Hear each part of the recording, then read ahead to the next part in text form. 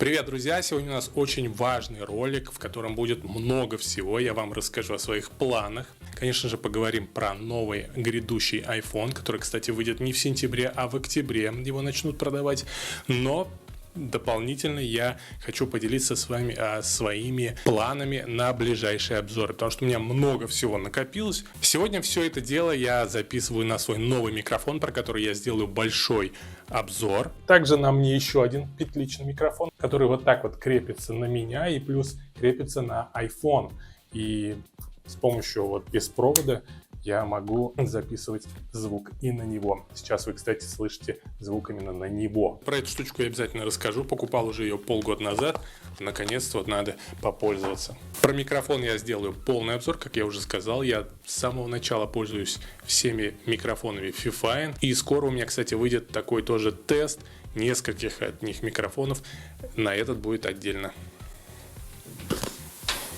А сегодня про iPhone 15 Pro и 15 Pro Max. Наш известный инсайдер Марк Гурман из Bloomberg, которому можно, конечно же, доверять, рассказал нам в общих чертах и, в принципе, очень подробно, что нас ждет в сентябре. Об этом и поговорим. Подписывайтесь на канал. Поехали! Итак, главное нововведение нового iPhone скоро — это тончайшие рамки толщиной 1,5 мм. Напомню, что у актуальной 14 версии iPhone толщина 2,2 мм, что тоже вполне себе тонко. Я пользуюсь iPhone XS Max, про который я, конечно же, рассказывал, делал обзор, сравнивал его с 10R, у которого рамки на сегодняшний день просто очень толстые. Прям невыносимо толстые. Вроде бы. Но я пользовался и 10R, и 11 версия iPhone, я знаю, что прекрасно себя чувствует. И, конечно же, 10s Max сегодня, даже на данный момент, супер iPhone. Я отдельно сделаю ролик, что мне не хватает в моем 10s Max. В основном супер iPhone. К слову, 1,5 мм это не рекордсмен среди толщины рамок. Выйдет Xiaomi 14, у которого будет еще меньше. Но не знаю, радоваться или горевать по этому поводу, потому что если у вас телефон упадет на бок, то все, прощай. Потому что если ваш смартфон вдруг упадет, края его уже не спасут. Хотя если они не из титана, потому что Марк Гурман нам уверяет, что края новых iPhone будут сделаны из титана. Черная и серебристая версия, не знаю, как насчет цветных, там, возможно, будет использоваться все-таки сталь, хотя будет странным решением, не знаю, как они титан будут красить, посмотрим. Вообще, тонкие рамки появились благодаря новой технологии LiPo, так называемые, которые мы уже видим на Apple Watch новых 7-х, 8-х. Впоследствии такие тонкие рамки придут новые iPad Pro, я думаю, но держать за тонкие рамки большие iPad такое себе удовольствие. Не пойму, почему стоит гнаться за тончайшими рамками. Потому что я снимал обзор на складной смартфон, который в развернутом виде, соответственно, в виде планшета, с тончайшими рамками. Держать такой неудобно. Постоянно присутствуют ложные срабатывания. Кстати, про iPad Air на M1 я сниму тоже отдельный ролик. Потрясающий планшет. Буду его всячески рекомендовать, потому что по соотношению цена-качество он мощный, максимально мощный. Этой мощности хватит точно на 5-6 лет. И в нем, в принципе, все есть. Цена, качество. Про него отдельно расскажу. Отдельно расскажу про Pencil. Это не оригинальный Pencil, а от Baseus. Тоже сделаю ролик. Поэтому подписывайтесь, расскажу все плюсы и минусы и расскажу, почему вам стоит или не стоит покупать не только планшет, но и Pencil. Поехали дальше про iPhone.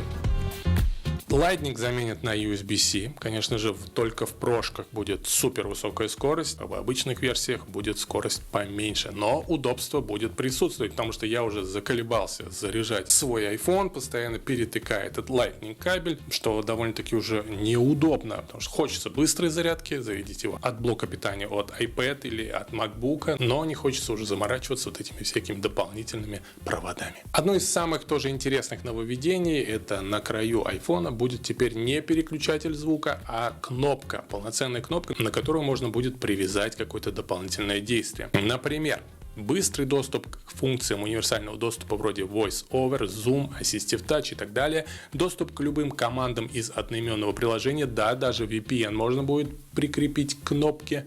Для россиян это будет довольно-таки удобно. Включил, выключил. Вот для чего эта кнопка в принципе и годится. Конечно же, переключатель режима звука, быстрый запуск камеры или любого его режима, если вам не хватает свайпов и кнопки на главной странице. Физическая кнопка запуска фонарика, опять-таки, сомнительно. Изменение режима фокусировки, запуск лупы, переводчика и диктофона. Также, наконец-то, заднее стекло у новых прошек будет немножко закруглено. Да, плоские грани, к которым мы уже привыкли, наверное, более красивые, показывает iPhone. Хотя визуально iPhone всегда с плоскими гранями кажется более громоздким. Вот, например, мой 10s Max в руке лежит идеально. Все смартфоны, которые с абсолютно плоскими краями, так сказать, действительно режут руку. Это не шутки. А сейчас переднее стекло у нас будет абсолютно плоским, заднее немножко закруглено. Здорово. Супер. Ну и по актуальной моде Apple новые прошки получат процессор A17 Bionic. Навехенький, 3-нанометровый, будет меньше греться, еще более мощно работать.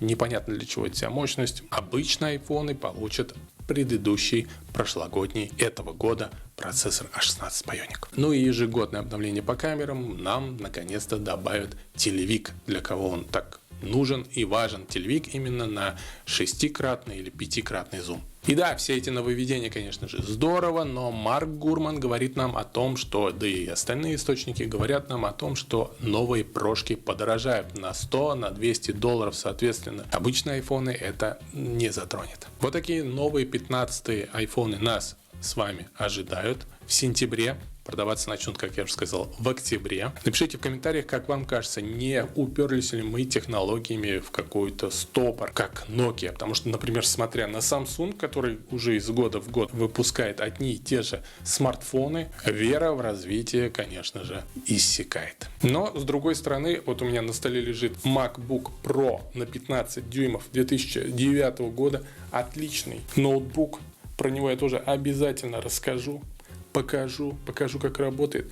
Сравню его с другими Windows ноутбуками. Сравню его с довольно-таки новым MacBook Air на M1. Это тоже все будет. И расскажу, как его можно купить за копейки, как его можно проапгрейдить за копейки и работать. Причем он и на Windows работает, и на macOS работает. На него можно накатить довольно-таки новый macOS, хотя на нем максимально официально поддерживается El Capitan. Короче, классный ноутбук, на котором даже можно поиграть. Про 13-дюймовую такую же версию я уже рассказывал. Все эти обзоры есть у меня на канале. И про старый 2009 года iMac на 24 дюйма я тоже рассказывал. Вот он у меня здесь стоит.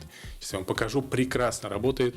Работает в качестве печатной машинки для серфинга в интернете и так далее. Летает с SSD просто замечательно. Вот такие новости, такие планы по обзорам, по роликам. Напишите в комментариях, как вам новый формат. Такой разговорный, говорящая голова. Я думаю, интересно. Продолжим в том же духе. Спасибо за ваши лайки. Подписывайтесь на канал, подписывайтесь на мою группу в Telegram, где я публикую самые выгодные цены с AliExpress и Яндекс.Маркета. Впереди много интересных новостей, обзоров и просто развлекательного видео. Пока-пока.